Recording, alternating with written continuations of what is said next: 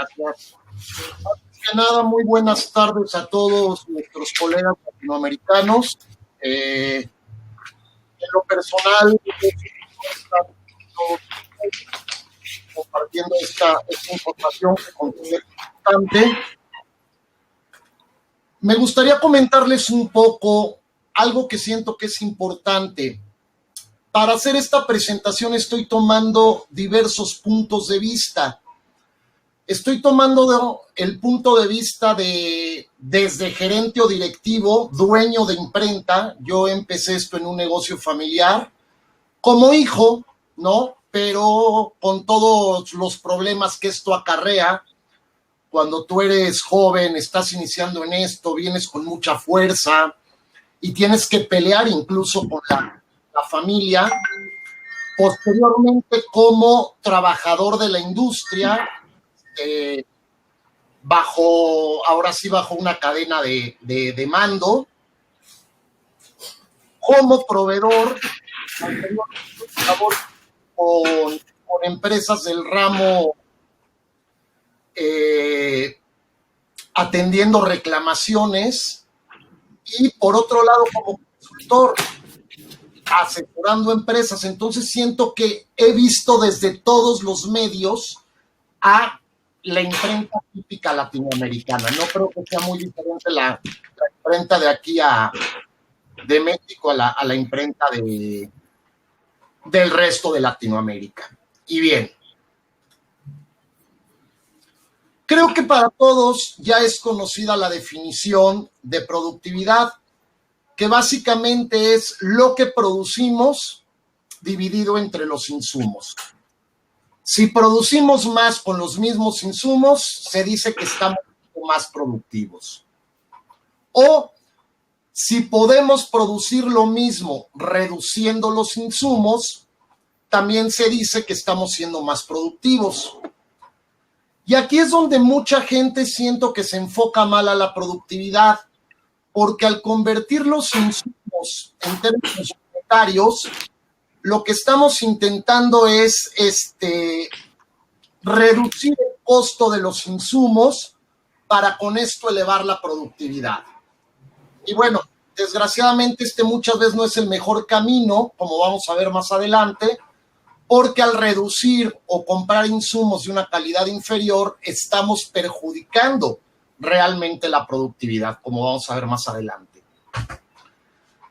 Yo, por el que me inclino, es por el punto 3. Aquí estoy poniendo que si elevo un poco el costo de mis insumos, pero gracias a esto elevo mucho más la producción, también eso es productividad. Aunque no esté disminuyendo los insumos o el costo de producción, lo estoy elevando, sí, pero estoy obteniendo mucha mayor producción. Siento que por ahí es por donde nos debemos de ir todos. Bien. ¿Ustedes creen que puedan aumentar la productividad un 5%, un 10%?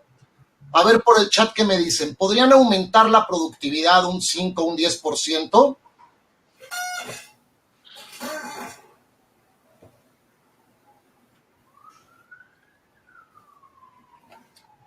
A ver qué aparece por aquí. Se puede. Y se puede, dice Víctor Ruiz. Claro, dice Víctor. Ok. Les voy a contestar lo mismo que contestó Lloyd S. Nelson de Nashua. Si usted puede mejorar la productividad sin un plan racional de mejora, ¿por qué no lo hizo el año pasado? Desgraciadamente, en todas las imprentas que he visto, decimos que podemos mejorar la productividad, empezamos a pedirles productividad a los muchachos de la prensa, empezamos a decirles que por favor ya no cometan más errores, que tenemos que ser productivos, pero realmente no tenemos un plan concreto para mejorar la productividad.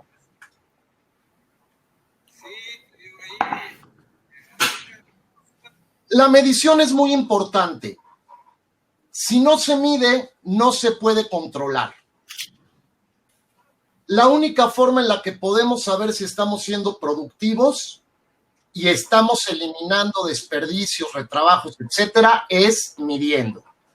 ¿Y qué es medir? Medir es muy fácil, es determinar una cantidad comparándola con otra. En las cuestiones de medición, en las cuestiones de instrumentos, pues normalmente es comparar contra un patrón internacional. Ya para cuestiones administrativas podemos utilizar estándares o podemos utilizar datos de benchmarking. Bien. Métricas de productividad puede haber muchísimas, aquí estoy poniendo algunas, ¿no? Algunos evalúan la productividad, por ejemplo, como ventas por empleado, otros como ventas por cada persona operativo que labora en la empresa, algunos más abusados, el valor agregado por empleado, otros valor agregado por operativo, etc. Aquí lo interesante es ver cómo los líderes producen un 44% más valor agregado por empleado que el 25% inferior. ¿Sí? O sea, aquí sí vemos claramente cómo hay imprentas que realmente son más productivas que otras. Un ejercicio que siento que falta mucho en la industria y que nos podría ayudar mucho a calcular nuestra productividad es que tenemos que determinar realmente, o por lo menos estimar, un costo por hora de nuestra máquina.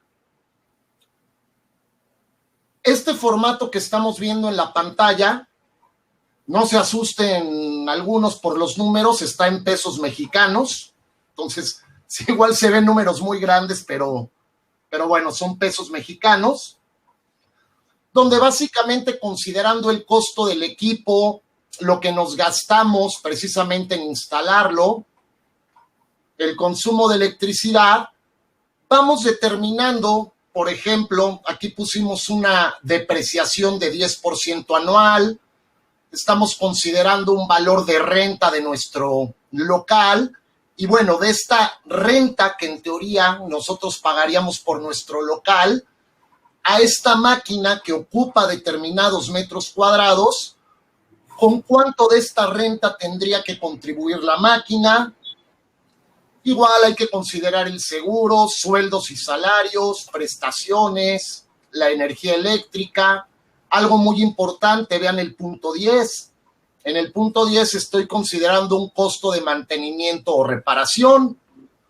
Sí, hay que considerar, bueno, ¿cuánto vale un juego de rodillos? Considerarlo. Estoy considerando aquí que esta máquina, que estos datos que estoy haciendo realmente fueron los datos reales que hicimos para un proyecto de una imprenta que quería poner una entidad gubernamental aquí en México.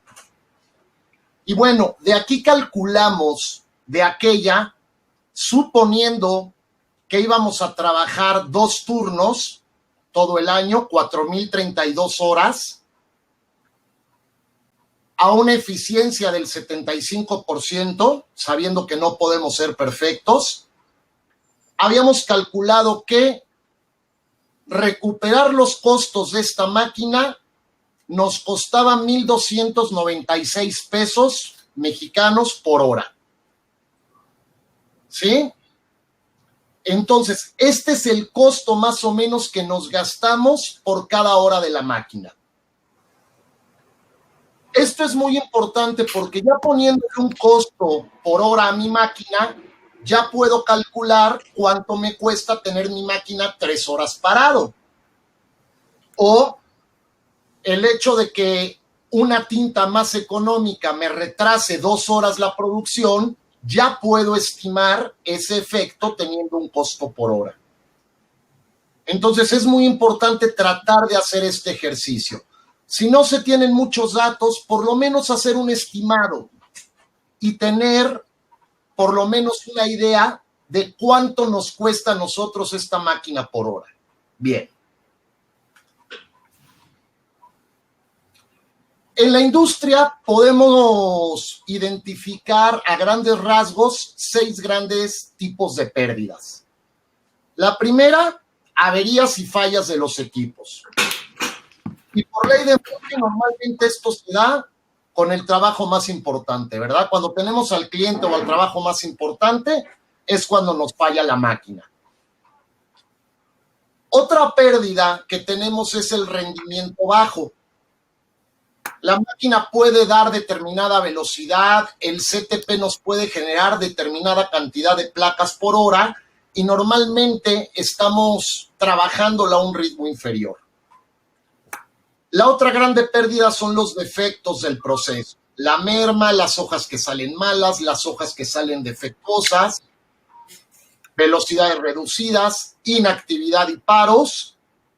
Y el más importante, yo siento que en la impresión, preparación. Estas son las 6 grandes pérdidas que tenemos que considerar, ¿verdad? Y cuantificar precisamente para evaluar nuestra calidad, nuestra productividad. Hoy por hoy, la métrica más importante de la productividad es la famosa OEE, que son las siglas de Overall Equipment Efficiency, o sea, eficiencia general del equipo. El objetivo de esta métrica es evaluar el estado actual al que estamos trabajando en nuestra prensa y nos va a indicar también dónde podemos tener un mayor impacto. Este índice, el OEE, se compone principalmente de 3 índices. Un índice de velocidad, un índice de calidad y un índice de tiempo. ¿Cómo se calculan estos índices? Vamos a ver un ejemplito. Índice de tiempo. Suponiendo que yo estoy trabajando en máquina 3 turnos por 60 minutos, yo tengo disponibles 1,440 minutos. Estos minutos disponibles que tengo, realmente tuve 480 minutos no productivos, que se componen de 300 minutos para ajustar la máquina y paros por estar esperando papel o por estar esperando lámina o porque tuve que dar un visto bueno en la máquina. Tuve 180 minutos parada la máquina. Entonces, mi índice de tiempo sería los 1,400 menos los 480 de tiempo no productivo entre los 1,440.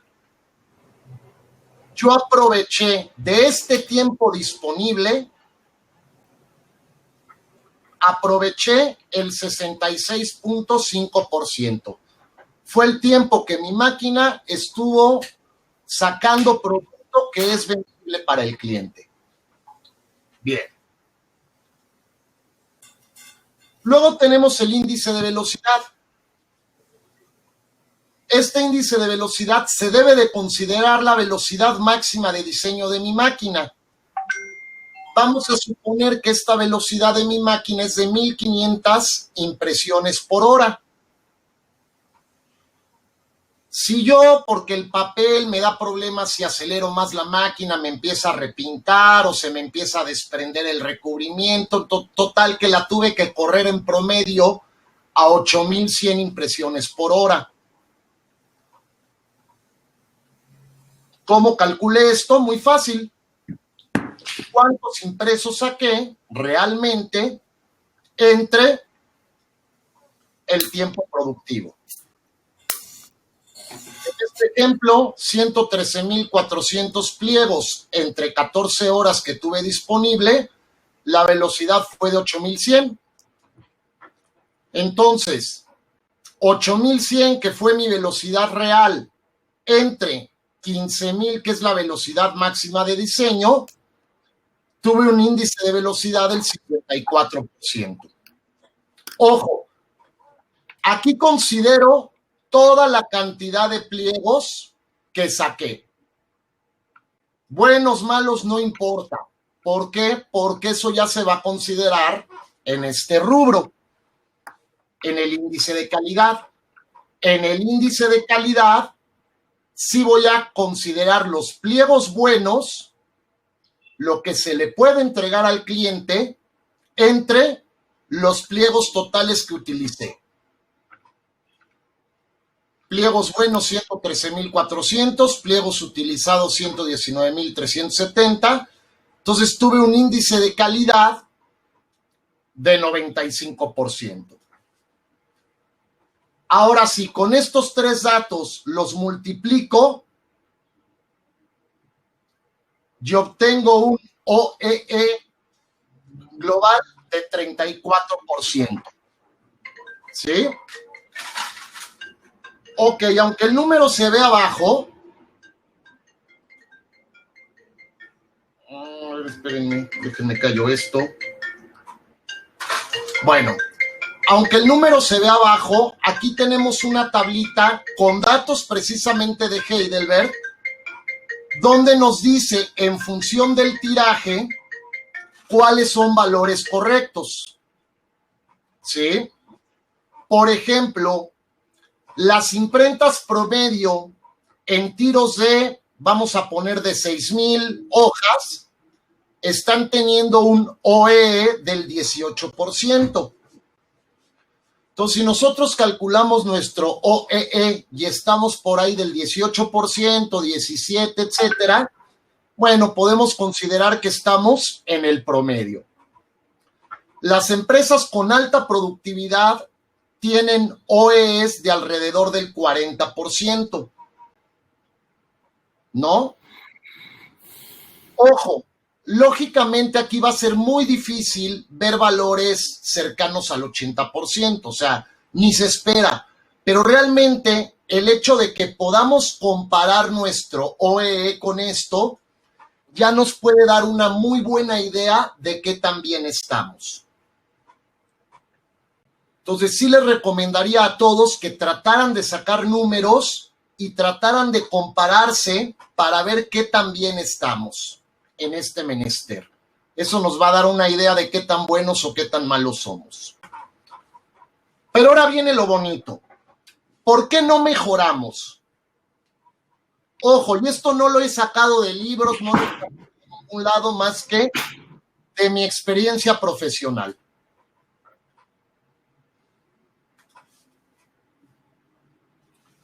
Situación actual. A menos que se obtengan datos precisos, no puede haber control ni mejora. Y aquí veo dos puntos. Uno, el primero es que recolectar los datos es muy difícil. Por eso luego muchas veces no lo hacemos. Y dos, hay muchas cifras falsas y carentes de valor. Yo tuve un jefe que oyó que en 1950 el estándar de merma era el 10%.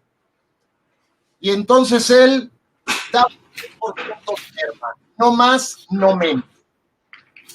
Pero claro, la merma del 10% en 1950 con esas máquinas, con tiros que eran mucho más grandes, pues probablemente era suficiente.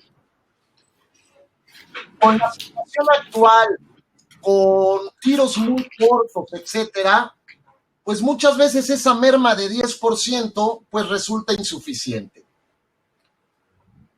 Pero bueno, si el jefe nos regaña, si el jefe da sombrerazos, si el jefe grita cuando no se logra esta meta, ¿qué ocurre? Se van a generar en los talleres cifras falsas. El supervisor para quedar bien, para ocultar errores que no vayan a regañar y no vayan a despedir a mi gente, para no quedar en desventaja, y muchas veces confundimos los efectos con las causas. Ahorita voy a hablar un poco más de ello. Bien. La imagen que ven abajo es una imagen que utilizamos mucho en la consultoría. Si se dan cuenta, tiene marcada la hora y normalmente ponemos qué es lo que está haciendo la prensa. Tenemos que identificar a la gente que está manejando la prensa. Y entonces lo que nos ponemos a hacer es realmente observar qué pasa en la máquina. Señores, es la única forma real que hay de identificar qué tan bien estamos, haciendo estudios de piso, observando a pie de máquina qué es lo que está sucediendo. Como ejemplo, bueno, aquí llegan los empleados, unos van por sus cosas, otros van directamente a las máquinas.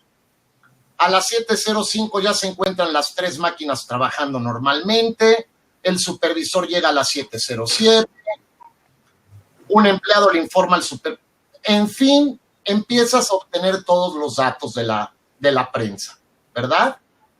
Y ahí te das cuenta precisamente de muchos errores y de muchas cuestiones que merman la prensa. De ellas vamos a hablar ahorita.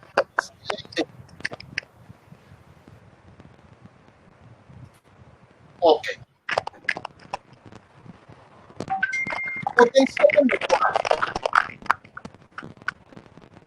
Es posible aumentar la productividad disminuyendo los costos, precisamente, uno, bajándole a nuestros tiempos de ajuste o de puesta a punto, y dos, reduciendo o bajando tiempos improductivos. Según una estimación que hizo Ricard Casals, estas mejoras en los tiempos de ajuste, sin inversiones, únicamente cambiando métodos de trabajo, podemos obtener hasta un 25% de reducción en la puesta a punto.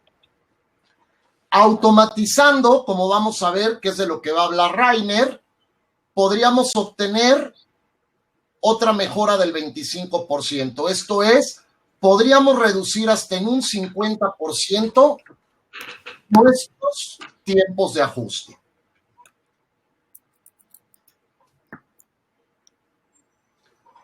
¿Cuáles son los principales errores que he visto en los talleres? ¿Por qué no mejoramos la productividad? Ahí les va. Punto número 1, se desconoce la situación real de la empresa. No hay información real. Los estándares están basados en corazonadas y deseos. Se dice lo que el jefe quiere oír. Acabo de consultar, voy a ver si me da tiempo de publicarlo, acabo de consultar un estudio que hicieron en Estados Unidos con máquinas muy automatizadas, muchas cosas que nos ganan, desgraciadamente, en Latinoamérica, y ellos tienen un tiempo promedio de ajuste de 53 minutos. Y aquí hay muchas imprentas que veo que fijan el tiempo de ajuste en 40. Nunca lo cumplen, pero el tiempo está fijado en 40. ¿Por qué? Pues es lo que se le ocurrió al jefe o es lo que se le ocurrió al director de producción. Entonces, realmente ese es nuestro estándar. Y perdónenme, entonces eso no es un estándar. Es una meta. El estándar es lo que es. Y lo que debemos de hacer es encontrar realmente qué es lo que es. Porque desgraciadamente, por lo que comenté anteriormente, si el jefe, cuando le damos malas noticias, nada más da regaños, da sombrerazos, da gritos, pues nadie en el taller le va a decir la verdad. Todos en el taller, no, jefe, el tiempo de ajuste fue de, ahora sí nos pasamos un poco, de 42 minutos. Cuando esa no es la realidad. Si no tenemos información real, que como repetí anteriormente, normalmente hay que obtenerla en piso, no vamos a poder mejorar. La otra, se piensa que la mano de obra es la única responsable de la baja productividad. Que vamos a mejorar la productividad en la empresa. Perfecto, a partir de mañana la máquina va a jalar a 9,000 por hora en lugar de a los 7 que estamos jalando ahorita. Presionamos al cumplimiento de estándares o, lo que es peor, no se da el tiempo para ajustar la máquina y para darle un mantenimiento decente. Y entonces, ¿qué ocurre? No le das mantenimiento, la máquina no se comporta como debe de ser y esto se vuelve una bola de nieve que se va agrandando. La mayoría de los proveedores que estén oyendo esta charla me darán la razón. Se culpa siempre a los materiales. No, el papel está mal, no registra. No, el papel está mal, sale moteado. 20,000 excusas y siempre se busca culpar un material. No se acepta realmente que el problema es interno. Nada más les voy a decir una cosa, como por ejemplo proveedor del papel. Lo primero que hago al enterarme de una reclamación es preguntar, oye, ¿cuánto de este lote ha sido vendido? No sé, 150 toneladas. ¿Hemos tenido alguna queja de este material? No. O sea, nada más hay una sola imprenta que se queja del material. Pues lo más seguro es que no sea una causa del material, ¿verdad? Pero esto mismo, estos estándares, esta exigencia en no tardarnos, esto hace que el prensista no pueda descubrir las verdaderas causas y para quitarse la bronca, culpa a los materiales. 3. El cliente no paga más por calidad. Oye, vamos a invertir, vamos a comprar un instrumento de... No. No le voy a invertir. ¿Por qué? Porque el cliente no paga. Ahorita hay guerra de precios, no paga más por calidad, entonces no le voy a invertir a nada que sea calidad.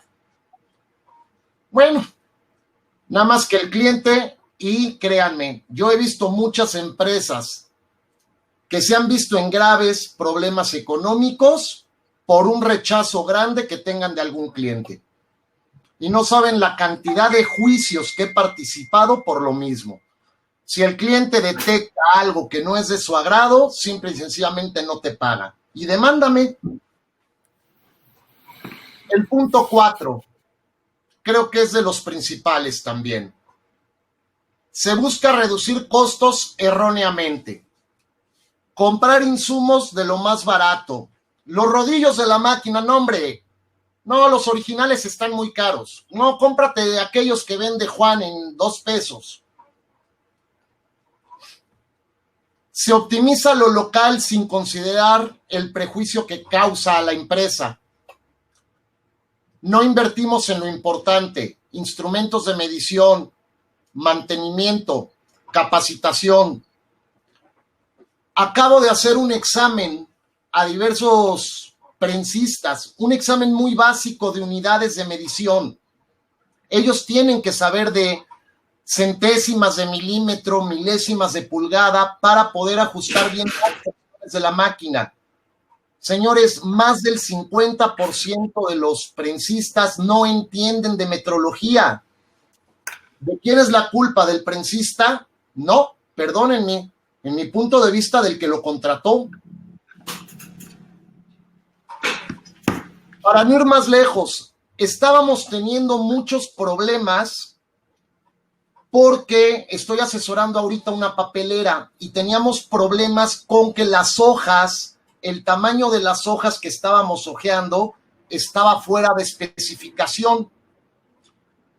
Al investigar realmente no era que fallaran las máquinas ni nada de eso. Realmente era que los empleados no entendían bien el concepto de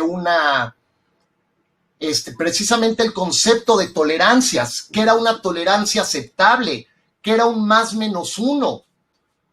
Entonces, capacitándolos de este pequeño punto que pensábamos o que dábamos por hecho, prácticamente acabamos con este problema. Y era un problema que venía en la empresa desde hace años.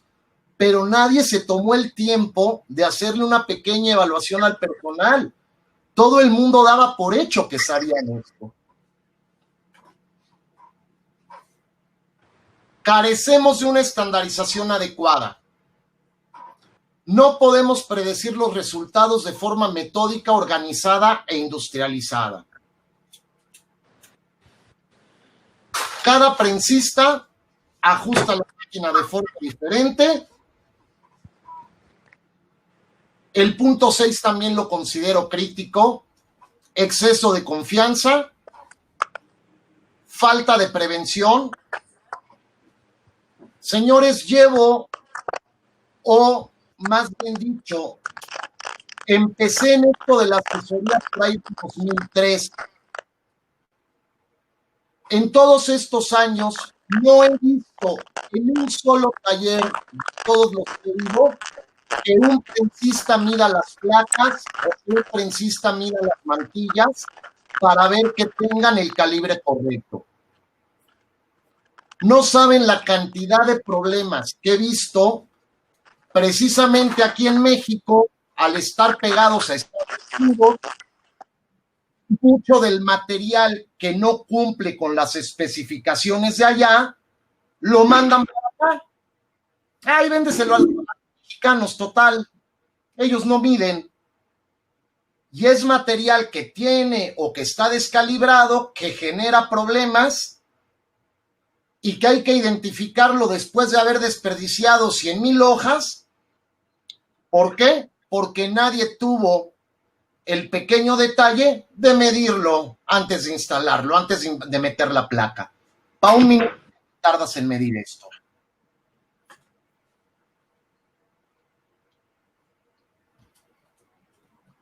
Lo que les comentaba, muchos de los valores que ponemos en las imprentas, pues realmente están impuestos arbitrariamente. Les cuento el caso de este jefe que ponía el 10% de merma, estaba causándole daños muy graves a la imprenta. No saben la cantidad de veces que yo como gerente de producción tuve que sacar trabajos que estábamos imprimiendo para poder imprimir 20 o 30 pliegos de un libro que habían faltado para poderlo terminar. ¿Y todo por qué? Porque esta merma no estaba bien calculada, era un vil capricho y traía mucho más problema que realmente a ayudarnos. Y no digo que esté bien tener merma, lo que estoy diciendo es hay que controlarla, pero primero hay que realmente medir por qué la estamos teniendo y eliminar las causas que hacen que la tengamos. Porque el hecho de reducir el porcentaje de merma, nada más diciendo, no, a partir de mañana va a ser 5%. Si no ajustamos las máquinas, si tenemos la misma tinta de baja calidad, etcétera, etcétera, la merma no va a bajar y eso nos va a traer más problemas. Veamos un ejemplo de esto. De un trabajo que vendimos en 50,000, las tintas representarían el 2% del costo de este trabajo, más bien del precio de venta. El papel el 20%. De desperdicio fue un 1.6% de nuestras ventas. El costo de prensa, que ya lo puedo calcular porque ya tengo mi costo por hora, fue el 15%. ¿Qué ocurre? Alguien tiene la brillante idea de mejorar la productividad bajándole el costo a los insumos. Los que estamos conectados con micrófono, por favor, apáguenlo tantito porque se está oyendo mucho ruido. Bien. Alguien compró las tintas 10% más baratas. No, hombre, fue un gran ahorro para la empresa. Nada más que estas tintas económicas nos generaron un 10% más de merma y nos incrementaron en 10% nuestro ajuste. Entonces, ¿dónde quedó el ahorro? Estos 100 realmente no fueron un ahorro, al contrario, incrementamos nuestros costos en 830. No saben la cantidad de talleres donde pasa esto.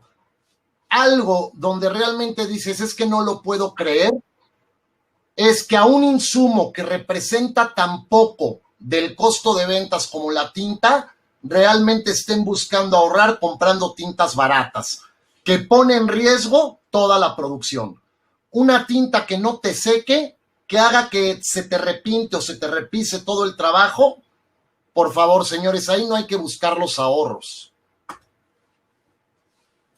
El mantenimiento es básico, muchos estudios lo demuestran.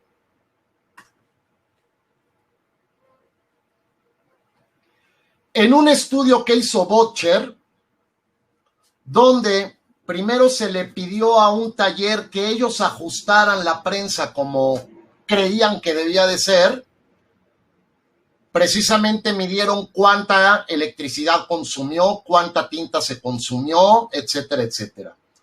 Posteriormente fueron técnicos de Botcher a hacer los ajustes precisos de la prensa.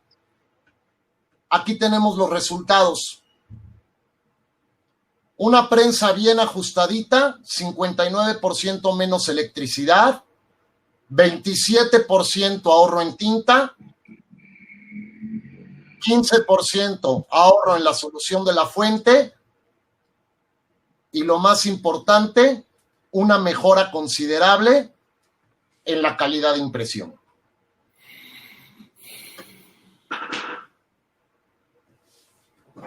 Volvemos a lo mismo. Llegamos como dueños, empezamos a tener pósters en la imprenta. Hazlo bien la primera vez. La calidad no cuesta más. Nuestro cliente es el número 1. Vamos a darle calidad. A todo el mundo le damos sus pláticas motivacionales de calidad. Y le damos así las prensas a los prensistas. Con los rodillos hechos pomada. Rodillos hinchados de los costados que no vas a poder ajustar nunca. Mordazas de la lámina que van a hacer que no te entre derecha y por lo tanto no te registre. ¿Saben todo esto? ¿Cuánto incrementa los tiempos de ajuste para dar el registro, para dar el tono? Aquí queremos mejorar dándole un bono de calidad y de productividad a los empleados. O sea, ¿cómo vamos a mejorar y realmente cómo les podemos pedir calidad a nuestros trabajadores si les estamos dando las prensas en estas condiciones?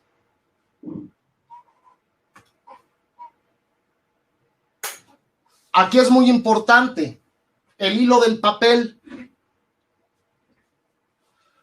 La mayoría de las imprentas hacen hasta lo imposible por aprovechar al 100% el papel.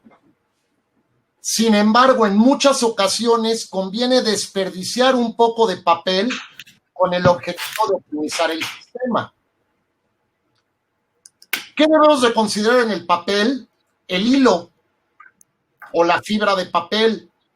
Tener espacio para poderle poner una tira de control.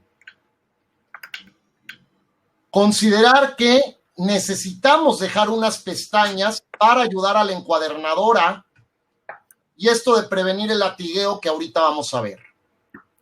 Ok. El hilo del papel. Normalmente se pide imprimir en una prensa, vamos a suponer una prensa tamaño 72x102. Normalmente pedimos el papel al hilo, le llamamos en México, con las fibras paralelas al borde largo, donde las fibras son o tienen que ir paralelas a los cilindros de la prensa. Esto me ayuda a tener un mejor registro, ya que el crecimiento que tenga el papel puede ser compensado con los empaques y hace que mi hoja sea menos rígida, pega menos en la prensa y esto me genera menos rayones. Por eso es que se prefiere imprimir con el hilo paralelo a los tambores. Sin embargo, para encuadernar, la recomendación es que el hilo del papel vaya paralelo al lomo. Aquí vemos, aquí el hilo está perpendicular al lomo. La recomendación es que el hilo estuviera Cuando tú encuadernas con esta recomendación, de entrada, el libro permanece abierto. Todos ustedes acuérdense de sus épocas de estudiantes y de todo lo que le tenían que poner a los libros encima para que estos permanecieran abiertos. 2. Cuando el papel agarra humedad, no se ondulan las hojas, como vemos aquí. Esta ondulación precisamente es porque el hilo está perpendicular al lomo. Y haciendo estudios, cuando el hilo es el correcto, el libro tiene mucho mayor resistencia tanto a las pruebas de deshojado como a las pruebas de flexión. Entonces, la pregunta ¿qué es? ¿Vamos a diseñar tratando de hacer más productiva la prensa o vamos a diseñar considerando el funcionamiento del producto final? Un ejemplo, en la parte de terminados de los concursos como el Teobaldo de Nigris, como el Premio de Artes Gráficas de aquí de México, los jueces sí consideran el hilo de la publicación. Normalmente le van a restar un poco de puntos si el hilo no es el recomendado.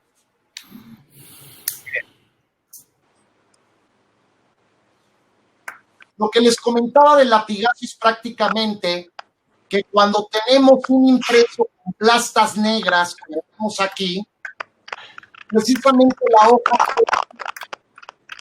coleando en el papel. Un favor, otra vez el micrófono, señores, ahí que me están abriendo las capas. Bien. Para evitar esto, que el papel vaya coleando por la máquina y se nos pueda rayar, inutilizando el producto, lo que muchos prefieren es comprar el papel más grande, unos 5 centímetros más grande, para que cuando el papel pegue en la prensa, pegue en esta zona y no se nos raye el trabajo.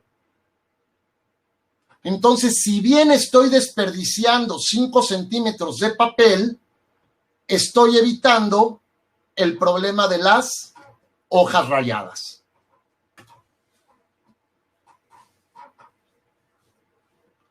El medio ambiente. Señores, no tienen idea la importancia que tiene la temperatura y la humedad relativa en la impresión. Antes de pensar en comprar una máquina, yo les recomendaría que buscaran comprar un sistema de control de la humedad, que realmente no es tan costoso y no tienen idea cómo ayuda a mejorar la productividad. El papel no crece, permanece plano, es mucho más fácil de imprimir, no se generan fallas en el registro, etc. Hace no mucho, un amigo mío que es director de producción de uno de los principales periódicos aquí en México, me comentó que él hizo un sistema para humidificar el taller de impresión que le ha de haber invertido alrededor de $7,000. Me dice, no tienes idea cómo hemos podido incrementar la productividad. Mucho menos rotura de bobina, mucho mejor registro, etcétera, etcétera. De todas las reclamaciones de papel que atiendo o que he atendido a lo largo de mi carrera, el 80 al 90% de estos problemas que se le atribuyen al papel están relacionados con un control inadecuado de la humedad.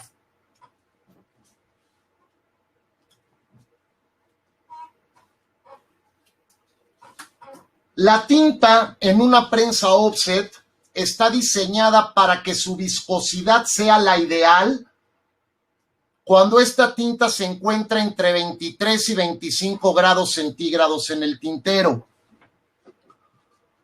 Por cada grado centígrado que se incremente la temperatura, la tinta puede perder hasta 6% de viscosidad.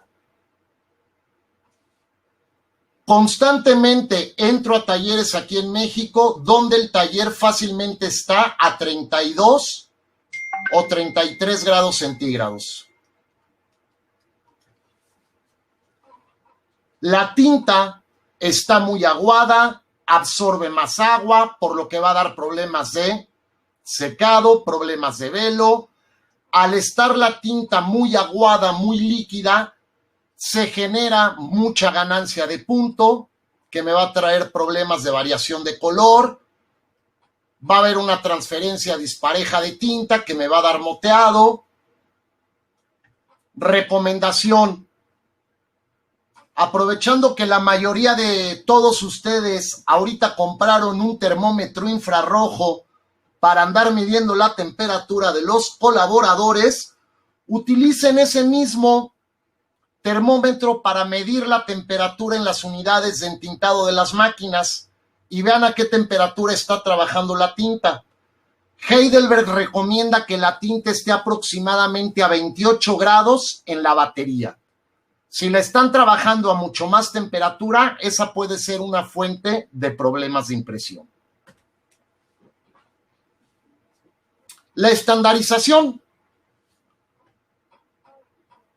En la plática pasada que dimos para Andigraph hablábamos de esto. Para poder reproducir un color correctamente, tenemos tres principales parámetros que considerar: espesor de la capa de tinta, tamaño de punto de la trama y que también un color anteriormente impreso me atrapa al otro. La mayoría de las imprentas están controlando esto visualmente. Pero ¿qué es lo que ocurre? Este es un punto muy importante que genera mucho problema de reclamaciones de papel. El espesor, el grosor de la capa de tinta que apliquemos tiene que ser el correcto. Ya hay estudios donde demuestran que una tinta muy concentrada, donde el espesor sea muy delgado, como sería este ejemplo, me puede dar problemas como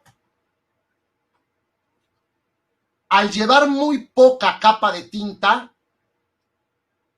el tag de la tinta o el tiro de la tinta que le llaman en algunos países se incrementa mucho.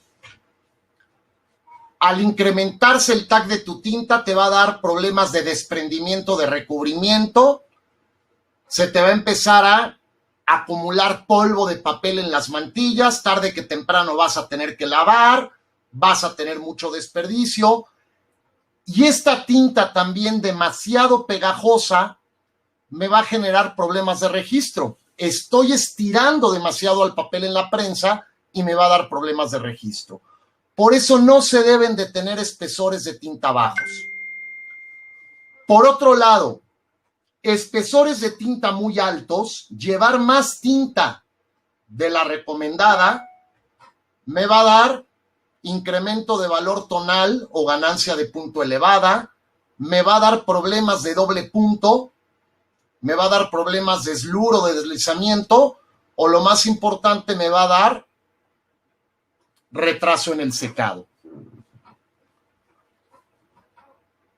Hay una norma ISO que me habla del color de las tintas, que es la 2846, y en ella se establece que el rango o la película óptima de tinta que hay que aplicar al papel va entre 0.7 y 1.1 micras.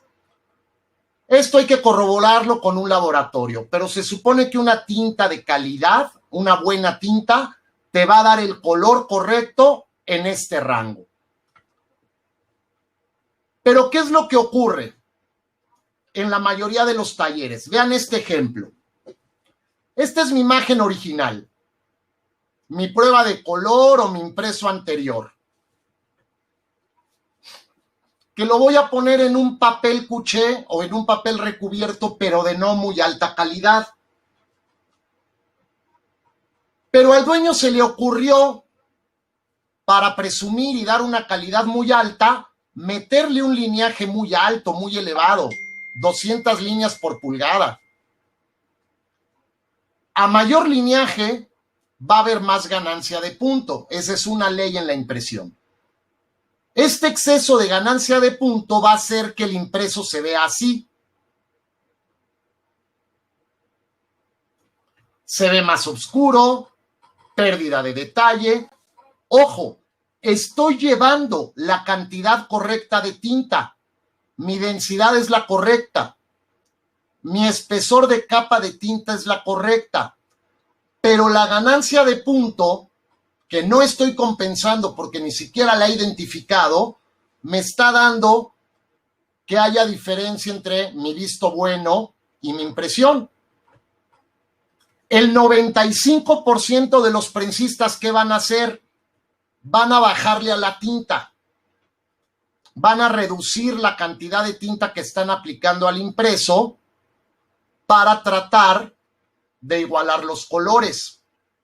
Y sí, podemos ver que ya estos grises se parecen mucho más. Sin embargo, mi imagen le sigue faltando detalle y lo que es peor, está imprimiendo con una densidad baja, que significa que la capa de tinta está muy baja. Esta capa de tinta baja es la que me puede dar problemas de desprendimiento de fibra, desprendimiento de recubrimiento, que se me estén llenando de polvo de papel las mantillas, que me esté fallando el registro porque la tinta es muy pegajosa, que se me delamine la cartulina.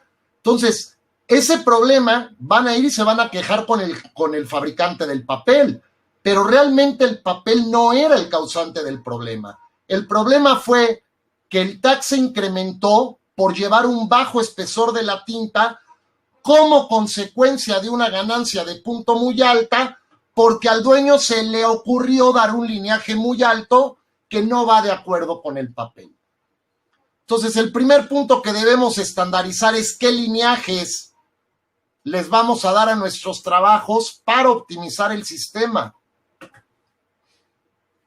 Y bien, ya tengo el tiempo encima, señores. Según el fabricante de instrumentos de medición X-Rite, las imprentas que se han certificado en la norma ISO 12647, que es una norma enfocada al control del color, a la estandarización del color, pues realmente han tenido resultados positivos. Reducciones de 20% en los tiempos de ajuste, reducción en la cantidad de láminas que tienen que repetir, incremento en los pedidos de los clientes como consecuencia de la buena calidad. Ojo, señores, aquí hay mucho latino, no quiero que haya problemas. Puse el Messi de la impresión, pero pues puede ser el Pelé o puede ser el Ronaldinho. Bueno, según Heidelberg, ¿quién es el Messi de la impresión? Es una imprenta que se llama ESP Color Hub, que está en Swindon, en Inglaterra, que en noviembre del 2012, ¿qué consiguió? En una semana, en 162 horas, logró imprimir 2.777.600 hojas a una velocidad promedio de 17.100 impresiones por hora. Se aventaron 697 puestas a punto o arreglos.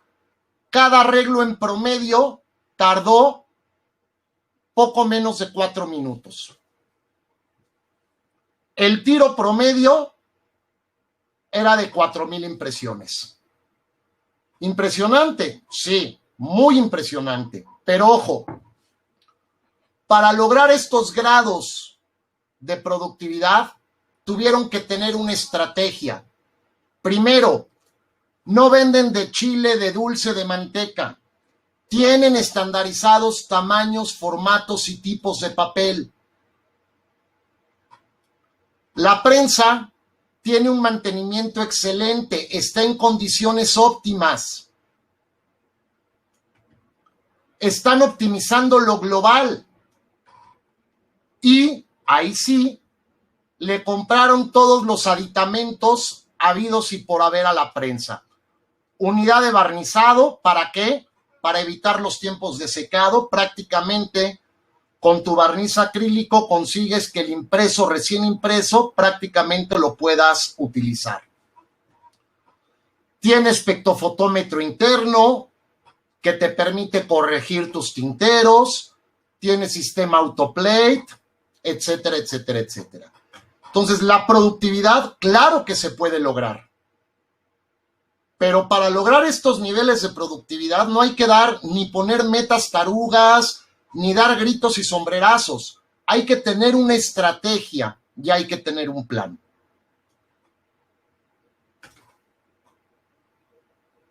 Hay que invertir en instrumentos de medición para calibrar mis baterías, para medir mis mantillas, para medir mis presiones de impresión, para medir mi color, para medir que el papel tenga la humedad correcta, que no se me vaya a ondular, que no se me vaya a barquillar.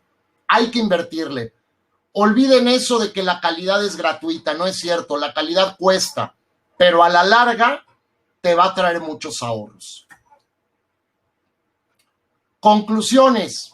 No existe una fórmula mágica. Muchos de los que estamos en esta industria asesorando o dando cursos, tenemos el problema de que el dueño nos manda a sus empleados y prácticamente quiere mejorar la productividad por el puro y sencillo hecho de que el empleado haya tomado un curso y llegue motivado. Y es más, les voy a contar, a mí en 1997 me mandaron, en una imprenta, me mandaron a tomar un curso a Pittsburgh, Estados Unidos, a la Graphic Arts Technical Foundation de aquella, de 15 días. Todo muy bien, todo excelente, yo aprendí mucho, yo muy feliz, pero al llegar a mi terruño nuevamente y tratar de adoptar lo que había visto allá, ahí fue donde me topé con la dura realidad. Oiga, jefe, cómpreme un pHímetro para medir el pH de la solución de la fuente.